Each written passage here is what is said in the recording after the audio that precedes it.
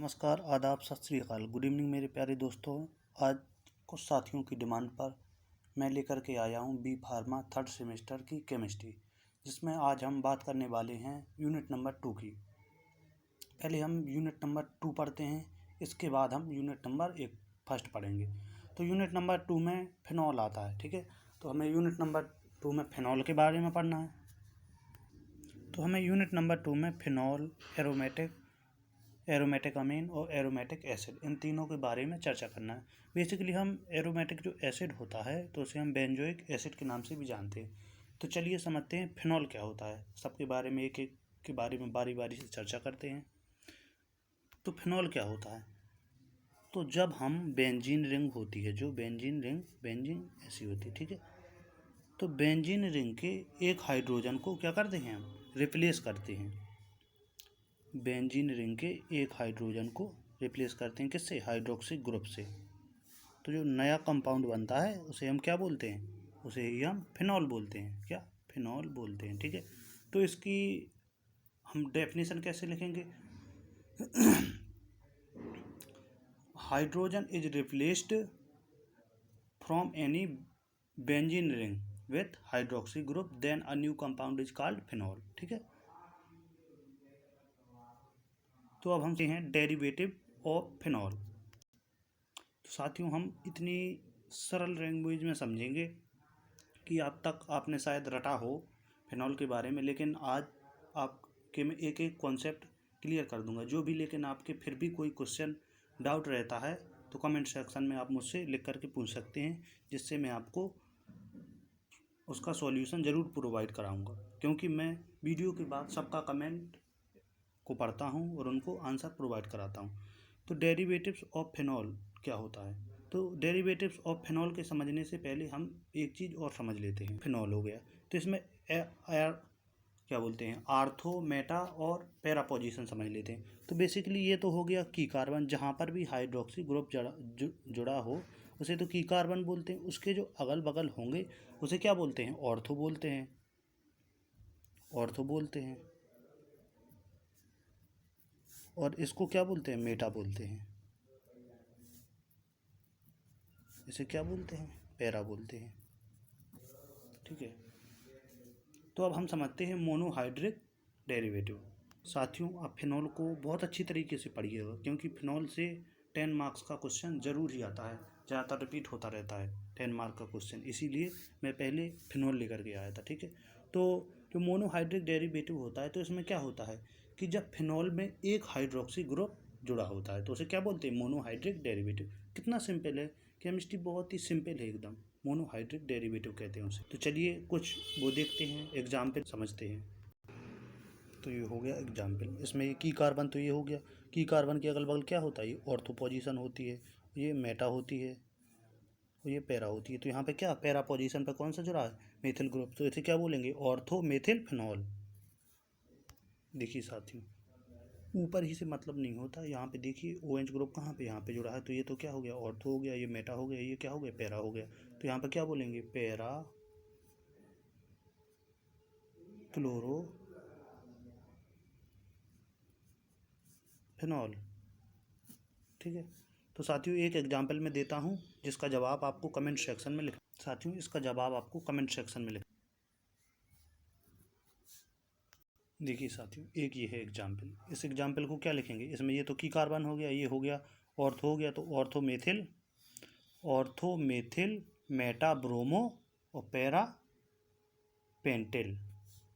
देखिए सर, तो आपको नोमेनक्लेचर समझ में आ गया होगा किस तरीके से करते हैं। आप इन दोनों का नोमेन नेम मुझे कमेंट सेक्शन में लिख करके ज़रूर बताना। दूसरा पढ़ते हैं डाईहाइड्रिक डेरिवेटिव। डाईहाइड्रिक डेरिवेटिव में क्या होता है कि जब फिनॉल में 2 हाइड्रोक्सी ग्रुप प्रेजेंट हों तो उसे डाईहाइड्रिक। तो अब हम एग्जाम्पल की हेल्प से समझते हैं।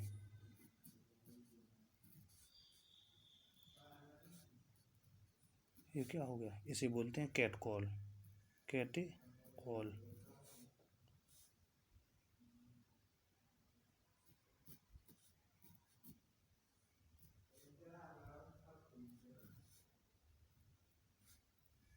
ये भी कैटाकॉल है,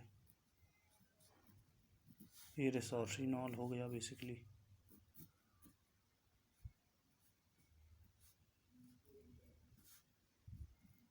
अब आप बोलेंगे इसे रिसोर्सिनॉल क्यों कहते हैं। तो जब भी हाइड्रोक्सी ग्रुप लगातार प्रेजेंट हो, यानी कि लगातार प्रेजेंट हो, तो उसे कैटकॉल बोलते हैं। और जब बीच में एक गैप छोड़ के प्रेजेंट हो तो क्या बोलते हैं, उसे रिसोर्सिनॉल बोलते हैं। ठीक है, कि बेसिकली क्या है, वैसे रिसोर्सिनॉल है, लेकिन इसका नोमेनक्लेचर कैसे करते हैं। इसका नोमेनक्लेचर इस बेस पे करते हैं कि जो भी हाइड्रोक्सी ग्रुप है, जो हाइड्रोक्सी ग्रुप है, ठीक है, उसके जो सबसे ज़्यादा पास में होगा ये कंपाउंड, ये वाला अनदर कंपाउंड, तो उसी को क्या मान लेते हैं, की कार्बन मान लेते हैं। जैसे ये है तो ये सबसे ज़्यादा पास में है, तो इसे हम क्या मान लेंगे, की कार्बन, या इसे भी मान सकते हैं, इसमें तो दोनों पास है। ठीक है, तो इसे की कार्बन मान लेंगे तो क्या होगा, मेटाब्रोमो रिसोर्सिनॉल। ठीक है, इसी तरीके से मैं आपको एक एग्जाम्पल देता हूँ, आप मुझे कमेंट सेक्शन में ज़रूर लिख करके बताना क्या होगा उसका नाम। इसका नाम मुझे कमेंट सेक्शन में ज़रूर लिख करके बताना इसका क्या नाम होगा। वैसे ऐसे ही कंडीशन क्या होती है, कैटकॉल में अप्लाई होती है कि जो भी ये मेथिल ग्रुप है, जैसे ये जुड़ा हुआ है, तो ये जिस भी हाइड्रोक्सी ग्रुप के पास होगा उसे हम क्या मान लेंगे, की कार्बन मान लेंगे। जैसे इसके पास है तो इसे हम की कार्बन मान लेंगे, तो ये दोनों तो क्या होगी, ऑर्थो पोजीशन हो गई, ये मेटा हो गई और ये पैरा हो गई। ठीक है, तो इसमें इसका नाम क्या होगा, ऑर्थो मेथिल कैटकॉल। चलिए साथियों, इसका नॉमन नेम मुझे आप कमेंट सेक्शन में लिख के ज़रूर बताना। अब हम तीसरा पढ़ते हैं, पॉलीहाइड्रिक डेरिवेटिव। पॉलीहाइड्रिक डेरिवेटिव में क्या होता है कि जब दो से ज़्यादा हाइड्रोक्सी ग्रुप जड़ जाते हैं किसमें, फिनॉल में, तो उसे क्या बोलते हैं, पॉलीहाइड्रिक डेरिवेटिव बोलते हैं। चलिए समझते हैं ये क्या है, ये पॉलीहाइड्रिक डेरिवेटिव है फिनॉल का। इसी प्रकार से ये भी पॉलीहाइड्रिक डेरिवेटिव है।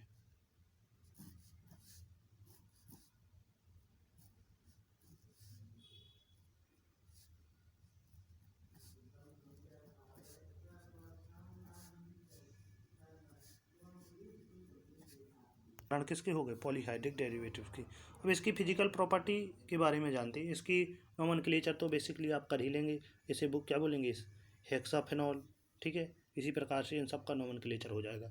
अब इसकी कुछ फिजिकल प्रॉपर्टी के बारे में चर्चा। ये फिनॉल क्या होते हैं, ये सॉलिड फॉर्म में होते हैं। ठीक है, फिनॉल सॉलिड फॉर्म में होते हैं। ये कार्बोक्सिल, ये कोरोसिव नेचर के होते हैं, कि ऐसे अगर फिनॉल को हम मुंह में देते हैं तो क्या हो जाएगा, छाले पड़ जाते हैं। ये वाटर में सॉल्युबल नहीं होते हैं, वाटर में।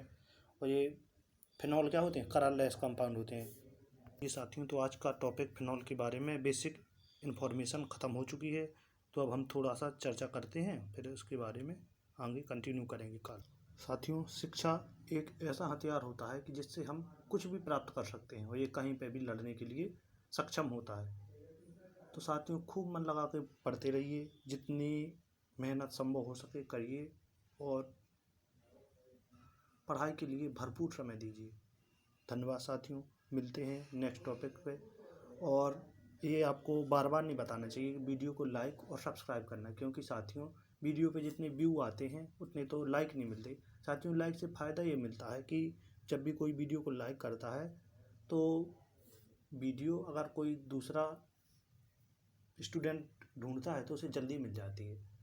साथियों, ये फार्मेसी टारगेट फार्मेसी के नाम से चैनल है, इसे बड़े करने की जिम्मेदारी आपको हुई है, क्योंकि आप जितना ज़्यादा बड़ा करेंगे, आपके लाइक और सब्सक्राइब से ये होता है कि मुझे एक एनर्जी मिलती है दोबारा वीडियो बनाने के लिए। मेरा वीडियो बनाने का मकसद कोई पैसा कमाना तो है नहीं है। अगर पैसा कमाना होता तो बेसिकली मैं और कुछ भी कर सकता था। मेरा वीडियो बनाने का मकसद है कि फ्री में शिक्षा प्रोवाइड कराई जाए, क्योंकि आजकल ज़्यादातर कॉलेजों में देखा है कि टीचरों की भी अवेलेबिलिटी नहीं है, पढ़ाते भी हैं तो समझ में भी नहीं आता, पता नहीं क्या पढ़ाते हैं। इसीलिए मैं ये सारी प्रॉब्लम को देख करके मैंने वीडियो बनाना चालू किया। ठीक है साथियों, अब ज़्यादा बोलने की ज़रूरत भी नहीं है। ठीक है साथियों, नमस्कार, मिलते हैं अगले सेशन में।